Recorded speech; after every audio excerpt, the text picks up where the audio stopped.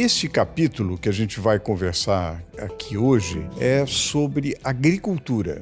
E essa é uma questão central para um país como o Brasil, que é um dos grandes líderes, talvez o maior líder na produção agrícola. E a grande pergunta é o seguinte: será que é possível preservar o meio ambiente e continuar a ser uma potência do agronegócio? A nossa convicção é que sim, mas o Arthur tem vários pontos interessantes sobre isso. Eu acho que esse capítulo, de certa forma, sintetiza, para o caso brasileiro, o título do livro, que é Como Crescer Preservando o Planeta. E então eu te passo a pergunta: como crescer preservando a floresta? Obrigado, Gessner. Eu acho que esse é um ponto central pensando no Brasil, porque dos 10 maiores países emissores de CO2, o Brasil é o único nesse grupo cuja maior parte das emissões de gases de efeito estufa, por exemplo, estão relacionadas ao uso do solo. E o Brasil, dos grandes produtores mundiais de alimento, é o maior exportador. Então, outros países têm um volume de produção também relevante, Estados Unidos, China, Índia, mas também são grandes consumidores. Então, o Brasil é o país que vai conseguir alimentar 11 bilhões de pessoas que a gente está estimando para o final do século. Mas a gente precisa entender como que a gente vai oferecer essas commodities. E também é importante lembrar que, apesar de hoje o grande foco da agricultura e da pecuária ser alimentação, não é só isso que a agropecuária pode oferecer. A gente já está falando de biocombustíveis, de química verde, a gente vai discutir mais para frente nos outros capítulos, mas também vê a agropecuária como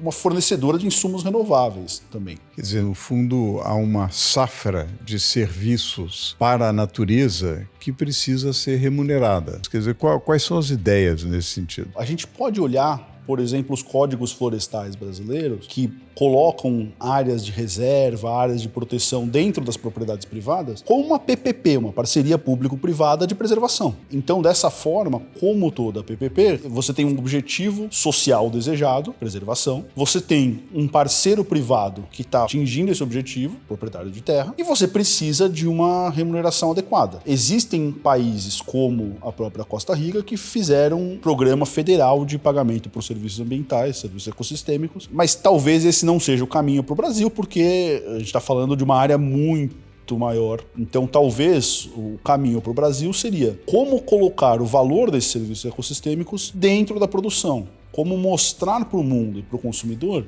que ao comprar uma saca de soja brasileira, uma tonelada de soja proveniente do Brasil, esse consumidor está comprando junto preservação florestal, serviços ecossistêmicos. Em outra conversa, não é, Arthur? A gente falou sobre externalidade positiva. A floresta está gerando uma externalidade positiva que ainda não foi internalizada, incorporada ao preço. E cabe ao Brasil e aos países em geral chamar a atenção para esse fato, valorizar e garantir crescimento com preservação. No webinar deste capítulo também há vários pontos interessantes e, é claro, convite para você ler este capítulo e o livro como um todo.